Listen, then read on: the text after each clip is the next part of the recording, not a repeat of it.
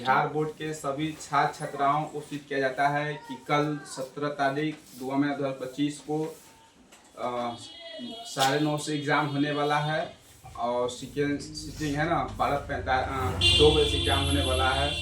उन सभी छात्र छात्राओं को सूचित किया जाता है कि आपको हिंदी व्याकरण का जो भी टॉपिक इम्पोर्टेंट है वो सभी आपको पढ़ाया जाएगा जो आपको एग्ज़ाम में आएगा, है कि नहीं। जो हम आपको ही बता रहे हैं व्याकरण में जो भी इम्पोर्टेंट है भेद और प्रकार सभी टॉपिक का वो एक साथ बताने जा रहे हैं और फिर अलग अलग सभी टॉपिक को बताया जाएगा।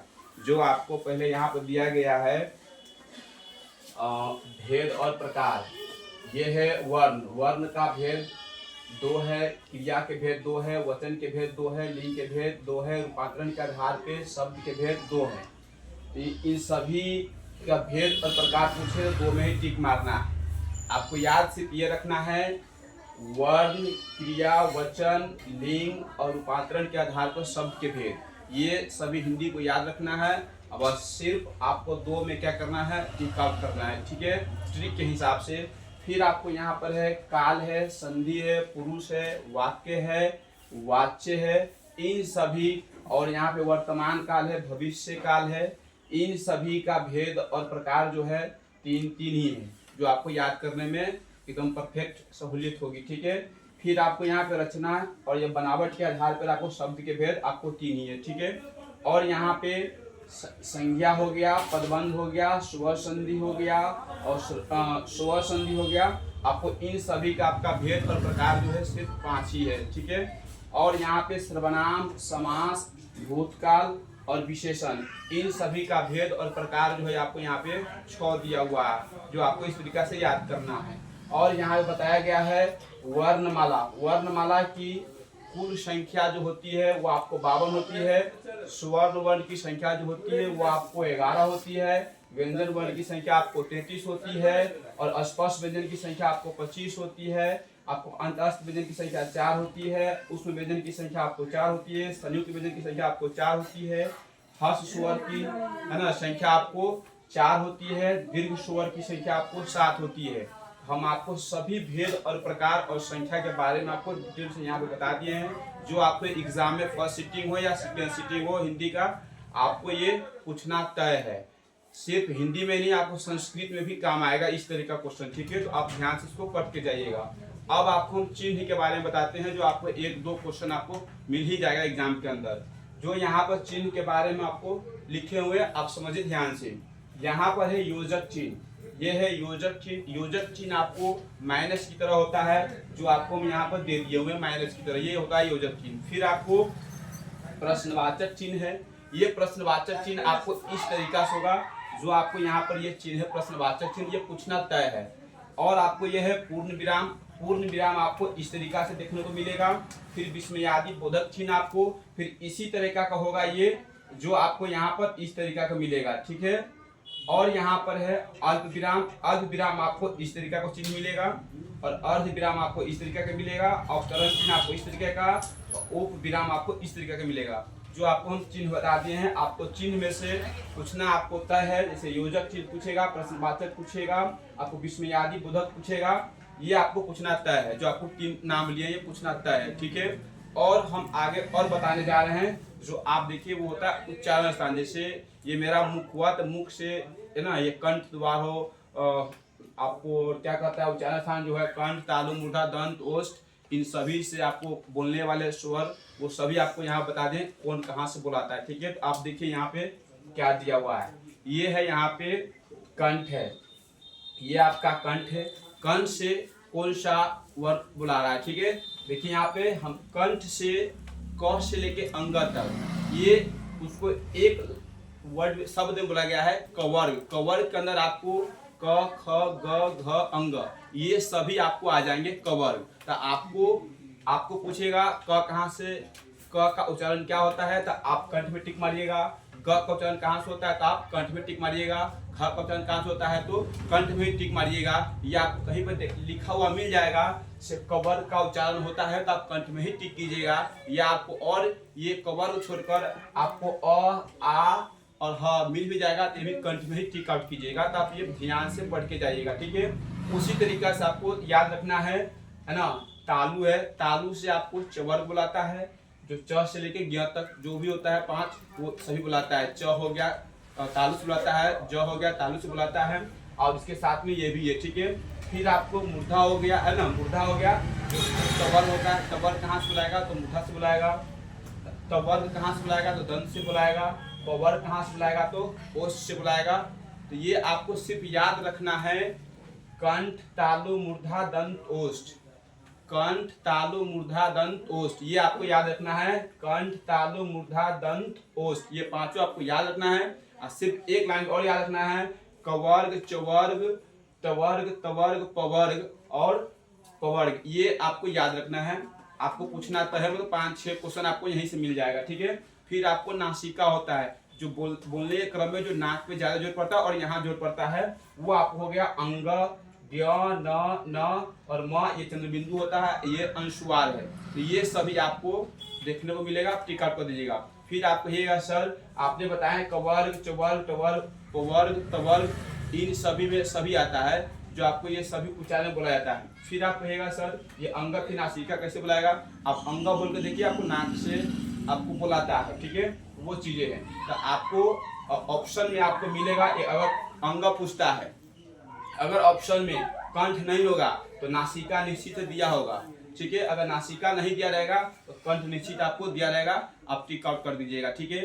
और आपको हम बता रहे हैं यहाँ पे ये चीजें हैं स्पर्श व्यंजन, स्पर्श व्यंजन जो आपको स्पर्श करके बुलाता है वो आपका है कवर्ग है, चवर्ग है, टवर्ग है, तवर्ग है और पवर्ग है। इनकी संख्या जो होती है 25 होती है, 5 इसमें होगा, 5 इसमें, 5 इसमें, मतलब इनकी संख्या जो है स्पर्श व्यंजन की संख्या आपको 25 होती है, ठीक है।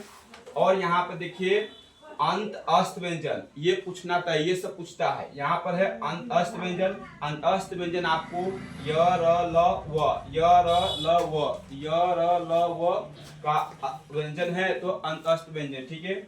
और यहाँ पर है उष्म व्यंजन, उष्म व्यंजन आपको तालव्य सम दंश दंश और ह, ये आपको देखने को मिलेगा पेपर में, ठीक है।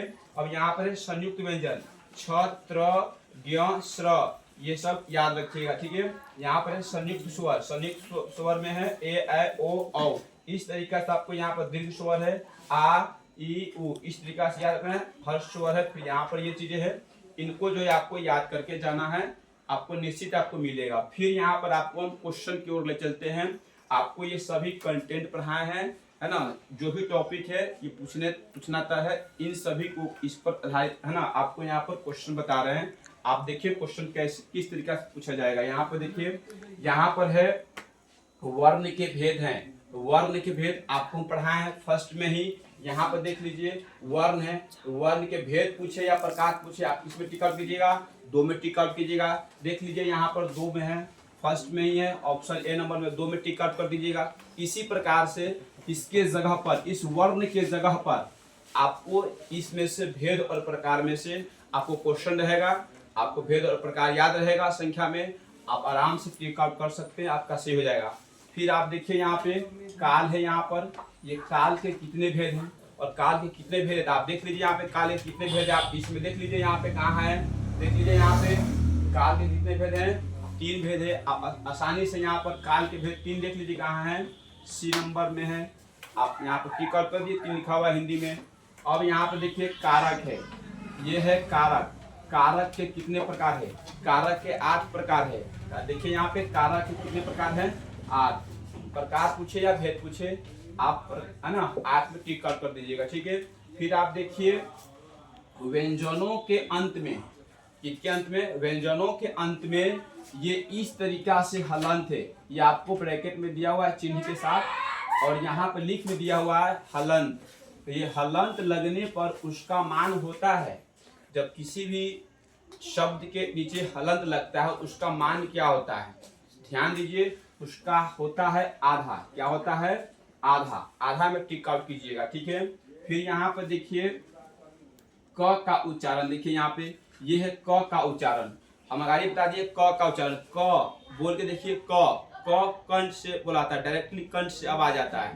तो ये यहाँ पर कंठ जो क जो है आपको कंठ से हो गया। यहाँ पर है चवर्ग, चवर्ग आपको हो गया तालु से। यहाँ पे देखिए तालु कहीं लिखा हुआ है, ठीक है, यहाँ तालु हो गया। अब देखिए यहाँ पे य र ल व, ये है य र ल व, य र ल व को क्या कहते हैं? आपके पास ऑप्शन है अस्त व्यंजन, पुष्प व्यंजन, संयुक्त व्यंजन और कोई नहीं। तो आपको हम पढ़ाए यहाँ पे य र ल व होता क्या है। देखिए यहाँ पे आपको यहाँ पर दिया हुआ है, देखिए यहाँ पे य र ल व, य र ल व, देखिए अंतस्थ व्यंजन है, अंतस्थ व्यंजन है। आप जाके आराम से टिक कर दीजिए, यहाँ पे अंतस्थ व्यंजन है, ये हो गया। फिर आप देखिए यहाँ पे निम्न में से योजक चिन्ह है, आपको ये योजक चिन्ह पूछ रहा है, यहाँ पर ध्यान दीजिए, बोला है निम्न में से योजक चिन्ह है। आपके पास 4 ऑप्शन मिलेंगे, देख लीजिए, ए में इस तरीका से, बी में इस तरीका से, सी में इस तरीका से, डी में इस तरीका से। आप योजक चिन्ह आप ध्यान से देखे होइएगा, योजक चिन्ह कैसा होता है आपको बताया है, माइनस की तरह होता है योजक चिन्ह। देखिए माइनस की तरह आपको बी ऑप्शन में है, जो कि यहाँ पर योजक चिन्ह देख लीजिए, यहाँ पर ये है योजक, ये है माइनस, ये योजक चिन्ह ऐसा होता है। तो आप योजक चिन्ह आपको यहाँ पर माइनस की तरह है, इसमें आप टिक कट कर दीजिए, ठीक है। फिर आप देखिए यहाँ इसमें इनमें से कौन प्रश्नवाचक चिन्ह है, यहाँ पर दिया हुआ है इनमें से कौन प्रश्नवाचक चिन्ह है। प्रश्नवाचक चिन्ह यहाँ पे देखिए किस तरीका से है, यहाँ पे ये है प्रश्नवाचक चिन्ह। प्रश्नवाचक चिन्ह इस तरीका से होता है, यहाँ पर आपको यहाँ पर दिया हुआ है प्रश्नवाचक चिन्ह सी नंबर में, जो आप इस तरीका से टिक कर दीजिएगा। आपको एग्जाम में क्वेश्चन जो है सेम टू सेम हूबहू आपको इसी तरीका से देखने को मिलेगा। आप इस सभी कंटेंट को आप याद करके ही जाइएगा, ठीक है। फिर आपको सर्वनाम का एक टॉपिक है, उससे आपको बता रहे हैं, जहां से आपको पूछना मतलब 2-3 क्वेश्चन पूछना आता है, ठीक है। जो यहाँ पर आपको दिया हुआ है देख लीजिए, ये है सर्वनाम, ये है सर्वनाम। आपको सर्वनाम में पहला है पुरुषवाचक सर्वनाम। पुरुषवाचक सर्वनाम, पुरुषवाचक सर्वनाम आपको 3 होते हैं, ठीक है। पुरुषवाचक सर्वनाम आपको 3 होते हैं। 3 में कौन कौन होते हैं तो ध्यान दीजिए। एक होता है उत्तम पुरुष, है ना, यहाँ पे होता है उत्तम पुरुष। उत्तम पुरुष में हो गया मैं और हम हो गया। और यहाँ पे होता है मध्यम पुरुष, मध्यम पुरुष में तू और तुम हो गया। और हो गया अन्य पुरुष, अन्य पुरुष मतलब वह, वे या वे लोग। अब आपको बताते हैं उत्तम पुरुष कौन होता है। उत्तम पुरुष के मतलब जैसे हम हो गए, हम टीचर हो गए तो उत्तम पुरुष हम हो गए। हम कह रहे हैं मतलब हम अभी यहाँ पे पढ़ाने के काम कर रहे हैं, आप सुन रहे हैं, तो आप हमारे बीच है, तो आप मध्यम है ना, मध्यम पुरुष है ना, मध्यम पुरुष है। और जिसके बारे में हम बताएंगे वो आपका अन्य हो गया, ठीक है, आपका अन्य पुरुष हो जाएगा। इस तरीका से हो गया। आपको पूछेगा कहने वाला कौन पुरुष, तो आप टिक काट कीजिएगा उत्तम पुरुष। सुनने वाला मध्यम पुरुष, जिसके बारे में, जिसके विषय में कहा जाए वो आपको अन्य पुरुष। आपको देखने को भी मिलेगा इस तरीका से, मैं, हम, कौन पुरुष। देखिए पुरुष कौन पुरुष है, उत्तम पुरुष। इस तरीका से सवाल पूछेगा, इसे टिक आउट कीजिएगा। या पूछेगा तू, तुम, कौन पुरुष, आप कीजिएगा मध्यम पुरुष। वह, वे लोग, कौन पुरुष, तो आप टिक कर कीजिएगा अन्य पुरुष। या आपको इस तरीका से सवाल देगा, मैं, हम, तू, तुम, वह, वे लोग, ये सभी कौन सर्वनाम है, तो आप आसानी से टिक कर दीजिएगा। से ये सभी जो है किसी न किसी के, किसी भी सर्वनाम है ना, किसी न किसी सर्वनाम के 3 भेद था, उसी का ये तीनों में से है। तो आप आराम से यहाँ पर जो आपके पुरुषवाचक सर्वनाम, इस पुरुषवाचक सर्वनाम को टिक काट कर दीजिएगा, आपका ऑप्शन सही हो जाएगा। फिर आप देखिए यहाँ पर ध्यान दीजिए, यहाँ पे ये है प्रश्नवाचक सर्वनाम। प्रश्नवाचक सर्वनाम देखिए, प्रश्नवाचक सर्वनाम है कौन, क्या, किसे, कहाँ, क्यों, कैसे। किसी के बारे में कुछ पूछना, क्वेश्चन करना, ये सभी आपका प्रश्नवाचक चिन्ह है। सेम टू सेम आपको ऑप्शन क्वेश्चन में देखने को मिलेगा। ये कौन दे देगा, ये कहेगा कौन, ये कौन जो है कौन सर्वनाम है, तो आप कहेगा प्रश्नवाचक सर्वनाम है। बोल देगा क्या, कौन सर्वनाम है, बोलेगा प्रश्नवाचक सर्वनाम है। या आप हम जो भी लिखे हैं यहाँ पर, ये पूरा क्वेश्चन में रहेगा। आपसे पूछेगा कौन सर्वनाम है, तो आप टिक कर दीजिएगा प्रश्नवाचक सर्वनाम है। इस बात को ध्यान रखिएगा। फिर यहाँ पर है संबंधवाचक सर्वनाम। संबंधवाचक सर्वनाम में देखिए यहाँ पर जो, सो, जिस, जिसका, जिनका, तिनका, ये सभी शब्द जो है आपको क्वेश्चन में दिखने को मिलेगा। ऑप्शन में आपको संबंधवाचक रहेगा, टिक आउट कर दीजिएगा, आपका आंसर सही होगा। फिर यहाँ पे देखिए निजवाचक सर्वनाम। निजवाचक सर्वनाम का मतलब ये होता है खुद, स्वयं, है ना। यहाँ पे लिखा हुआ है स्वयं, खुद, आप ही। इस तरीका के आपको जो है देखने को मिलेगा। क्वेश्चन आप टिक आउट कीजिएगा निजवाचक सर्वनाम में। फिर आपको देखने को मिलेगा निश्चयवाचक। इस बात को ध्यान रखिएगा, ये निजवाचक है, निजवाचक और निश्चयवाचक। निजवाचक में स्वयं की बात हो, खुद की बात हो, आप ही हो, इसकी बात हो तो निजवाचक को टिक आउट कीजिएगा। अब फिर आपको निश्चयवाचक, निश्चयवाचक सर्वनाम में यह और वह ये शब्द आपको दिखेगा, आप निश्चयवाचक सर्वनाम टिक आउट कीजिएगा। एक और है अनिश्चयवाचक सर्वनाम। अनिश्चयवाचक सर्वनाम में आपको कोई, कुछ, किसी, ये सभी वर्ड आपको क्वेश्चन में दिखाई देगा, आपको ऑप्शन में ये टिक आउट करना है। इन सभी के आधार पे आपको यहाँ पे क्वेश्चन यहाँ पर सेट किए हैं, देख लीजिए क्वेश्चन किस तरीका से पूछेगा, ठीक है। तो यहाँ पर है पुरुषवाचक सर्वनाम, ये है क्वेश्चन। पुरुषवाचक सर्वनाम के भेद नहीं है, यहाँ पर है पुरुषवाचक सर्वनाम का भेद नहीं है। तो चलिए पुरुषवाचक सर्वनाम का भेद आपको हम 3 बतलाए हैं, देख लीजिए यहाँ पर पुरुषवाचक सर्वनाम के भेद आपको 3 है। 3 भेद में आपको तीनों भेद आपको लिखे हुए हैं, उत्तम पुरुष, मध्यम पुरुष और अन्य पुरुष। उत्तम, मध्यम, अन्य, ये तीनों जो है इस पुरुषवाचक सर्वनाम के भेद है। यहाँ कह रहा है नहीं है, तो कौन नहीं है वो टिक आउट करना है। तो देखिए यहाँ पर उत्तम पुरुष पुरुषवाचक सर्वनाम का भेद है, मध्यम पुरुष इसका भेद है, अन्य पुरुष इसका भेद है, लेकिन ये निश्चय है ना, निश्चयवाचक इसका भेद नहीं है। तो यहाँ पर नहीं पूछा तो नहीं वाला टिक आउट करना है, ठीक है। तो ये आपका नहीं है, तो आपका ये आपका क्या हो गया, सही हो गया। फिर आप देखिए यहाँ पे कह रहा है, यहाँ पर यह कविता मैंने लिखी, यह कविता मैंने लिखी है, ठीक है। यहाँ लिखा हुआ है यह कविता मैंने लिखी है।